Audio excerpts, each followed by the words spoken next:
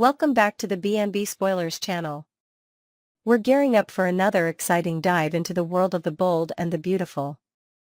In today's analysis, we're going to unpack the most recent bombshells, explore the shifting power dynamics, and give you a sneak peek at the chaos that's brewing on the horizon. Grab your popcorn, this one's going to be a wild ride. Let's start with one of the most significant upheavals in recent BNB history: Carter Walton's strategic move to take control of Forrester Creations. Carter, who has always been a figure of integrity and loyalty within the Forrester family, has made a power play that will forever change the course of the show. By filing the LLC papers, he's managed to oust Steffi and Ridge from their leadership positions, leaving them with little more than a sense of loss and betrayal. For years, Ridge and Steffi were synonymous with Forrester Creations. They were the faces of the brand, the driving forces behind every major decision, and the power brokers behind the scenes. However, Carter's move has shattered this illusion of unassailable control. Ridge and Steffi now find themselves facing a future where they no longer hold the reins, and this loss of power will undoubtedly ignite a fierce and unforgiving battle for dominance. For Ridge, who has always prided himself on being a key player in the Forrester empire, this is nothing short of a personal attack. Carter's calculated takeover has deeply wounded Ridge's ego, and he will not back down without a fight. Expect him to accuse Carter of orchestrating a plot to undermine the Forrester family, with his usual sharp wit and heated passion. But it's not just Carter who will bear the brunt of Ridge's ire. Hope Logan is also in the line of fire. Ridge will quickly point the finger at Hope, accusing her of being the mastermind behind Carter's maneuvering. In his mind, Hope has used her influence over Carter to manipulate him into betraying her own family, and he will not let this perceived betrayal slide. Hope, however, is not one to back down easily. With Carter in control, she is no longer banned from the Forrester building, and this shift in power means that she can finally step into the spotlight. It's clear that Hope will seize this opportunity to make her mark, relishing in the newfound control she has over her own destiny. Expect her to push back against Ridge's accusations with fierce defiance, reminding him that she is no longer the girl who was pushed aside by her family. While the battle between Hope and Ridge escalates, Steffi is not one to remain passive in the face of such a major shift in power. Her reaction to Carter's bold move will be just as intense, if not more so. Steffi has always been fiercely protective of her family's legacy, and the thought of losing control over Forrester Creations will drive her to take drastic action. Expect Steffi to unleash her fury in ways that we've never seen before. Her anger will be palpable as she faces the reality that Carter, of all people, is now in charge. With her emotions running high, Steffi will likely confront both Carter and Hope in a show of unrestrained fury. She will make it clear that she will never accept this new status quo and will do whatever it takes to regain the power and influence she believes is rightfully hers. Steffi's wrath will be a force to be reckoned with, and no one will be safe from her scorn. But while the Forrester family is embroiled in this high-stakes battle for power, there's another storyline unfolding behind bars that promises to add more intrigue to the mix. Luna, a character who has been largely in the background, is now coming to the forefront. For Luna, the stakes are personal, her freedom is on the line, and she is willing to do whatever it takes to get it back. At first glance, Luna may seem like a vulnerable, emotional young woman who is at the mercy of the legal system. However, anyone who has watched her closely knows that Luna is much more than she appears. Behind the soft eyes and emotional pleas, Luna has shown a sharp wit and a cunning nature that make her a formidable force, even when trapped in the confines of a prison cell. Bill Spencer, who is often quick to fall for a damsel in distress, might be the perfect target for Luna's emotional manipulation. She knows that if she can tug at his heartstrings just the right way, she might be able to convince him to help her secure her freedom. And Bill, ever the romantic, may not be able to resist her charms. However, Luna's true intentions remain unclear. Is she genuinely remorseful for her past mistakes, or is she simply using Bill to further her own ends? As Luna prepares for her upcoming appeal, the question of whether she can truly change, or if she's just playing Bill, will be a central theme. Bill's perspective on Luna is one of vulnerability, but Luna's complex character makes it unclear whether she's truly the innocent soul she seems to be. While Bill sees a young woman trapped by her circumstances, Luna sees an opportunity. She will do whatever it takes to persuade Bill that she is more than her past mistakes, painting herself as someone capable of redemption. Whether or not Bill sees through her act will be a pivotal moment in her storyline. If he buys into her plea, Luna could very well secure the help she needs to win her freedom. However, if Bill starts to question her sincerity, Luna's plans could come crashing down. The tension between Luna's emotional vulnerability and her hidden agenda will create a storyline that keeps viewers on the edge of their seats. As Luna's fate hangs in the balance, it's impossible to ignore the ever-shifting relationships between the other major players on the show.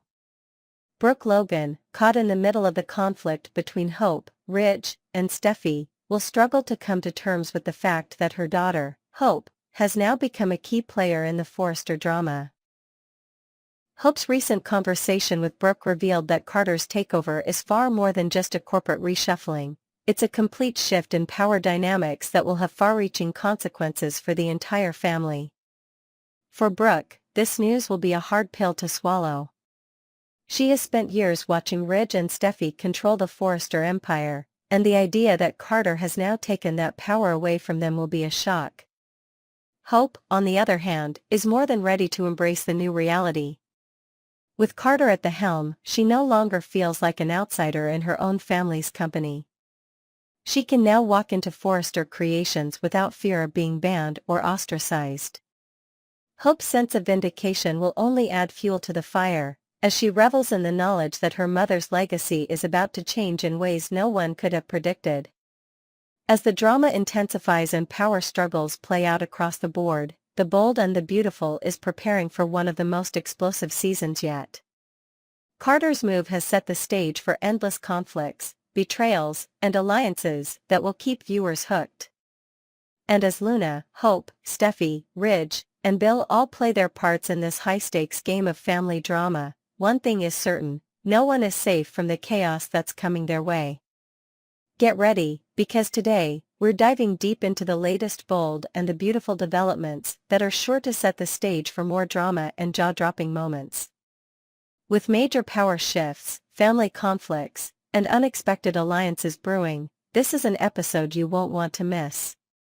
Let's break down the action, step by step. The drama starts off with a bang at Forrester Creations, where Eric Forrester is left utterly dumbfounded by the latest power play from Carter Walton. Standing in the boardroom, Eric can barely wrap his mind around what's happening.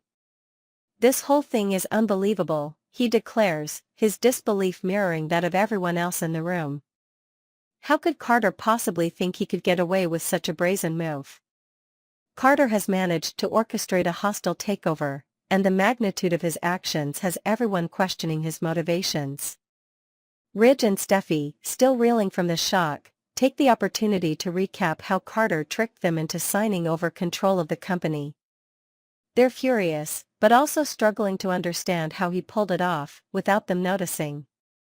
It's clear that Carter's clever maneuver has caught everyone off guard, and now, with power in his hands, they feel utterly blindsided. Eric, the patriarch of the family, is struggling to come to terms with Carter's decision. He's been through decades of family business dealings, but this move feels like a betrayal. Why would he even do it? Eric asks, his voice filled with frustration and confusion. Steffy, ever sharp and direct, doesn't hold back. "He did it for Hope," she says, putting the blame squarely on Hope Logan and her influence over Carter. For Steffy, the idea that Carter would jeopardize the family's legacy for Hope seems incomprehensible. After all, this isn't just any business, this is Forrester Creations, a name that's been synonymous with their family for generations. Eric, who's been dedicated to the family business for his entire life, is livid. "This is a family business," he declares. "Carter has no right to try and unseat the two of you." His voice trembles with indignation, as he struggles to grasp how Carter could have so easily undermined their authority.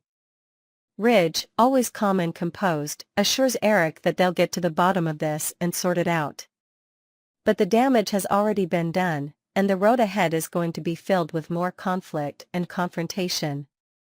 Just as the meeting reaches a boiling point, Justin, the ever-loyal ally, knocks and enters the room.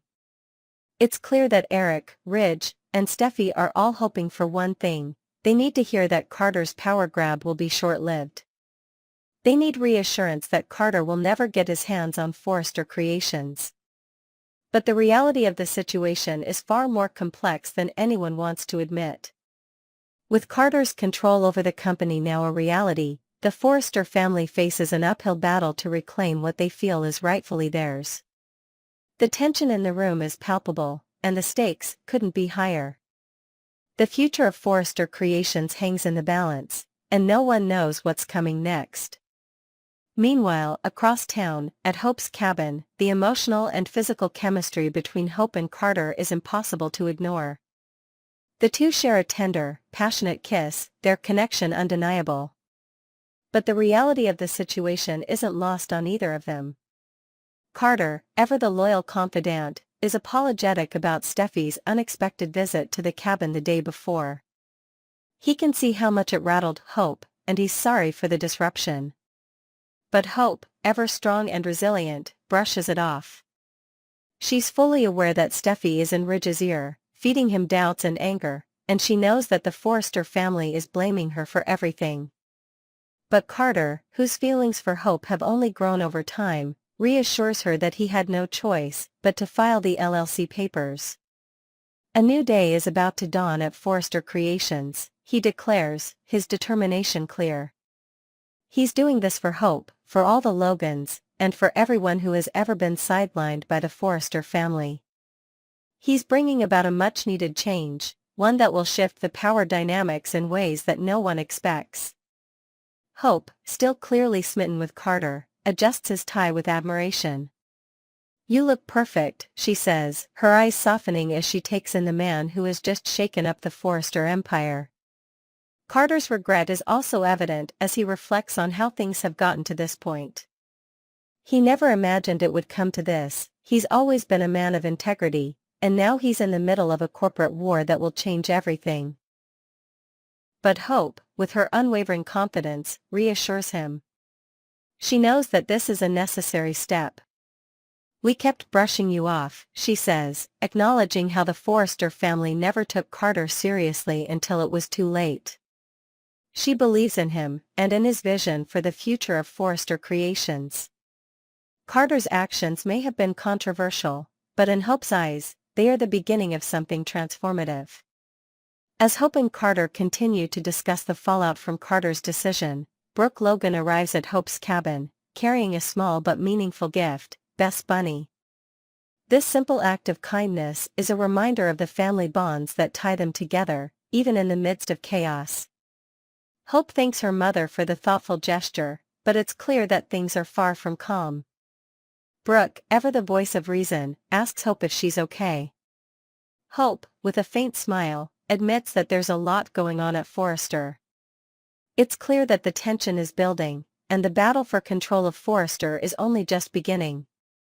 Brooke, concerned for her daughter, recaps the current state of affairs. Ridge and Steffi are livid, and the situation is only going to escalate from here. Brooke, always the optimist, hopes that things can be worked out peacefully. But Hope, with her usual quiet confidence, assures her mother that it will all work out in the end.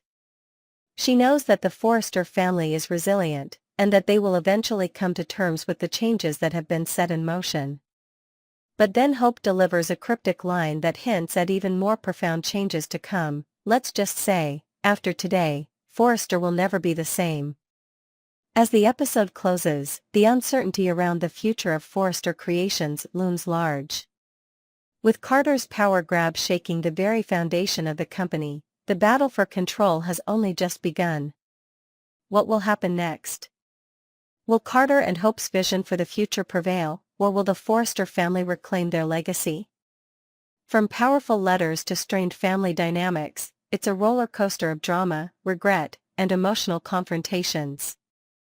Let's break it all down and examine how these developments could reshape the future of these characters. Our scene starts in Bill Spencer's office, where he's pacing back and forth, holding a letter from Luna in his hand. His office, usually a place of calm and control, feels charged with tension as Bill struggles with the contents of the letter. It's clear that Luna's words have affected him deeply, but also left him in a state of confusion. After cutting short a phone call, he hesitates, looking down at the envelope. His usual hardened exterior cracks, and for a moment, we see a glimpse of vulnerability. He finally decides to open the letter, and as he begins to read, his expression shifts from stoic indifference to something more complex. The letter, written with what seems to be genuine remorse, finds Luna trying to explain herself. "I regret what I did," she writes, "and I blame it on childhood trauma." She's reaching out, not only to explain her actions, but also to find some form of understanding from Bill. The line about trauma is particularly striking. Luna knows all too well that Bill has experienced his own struggles, his own demons. "I know that's something you can relate to," she continues, hoping to make a connection with him.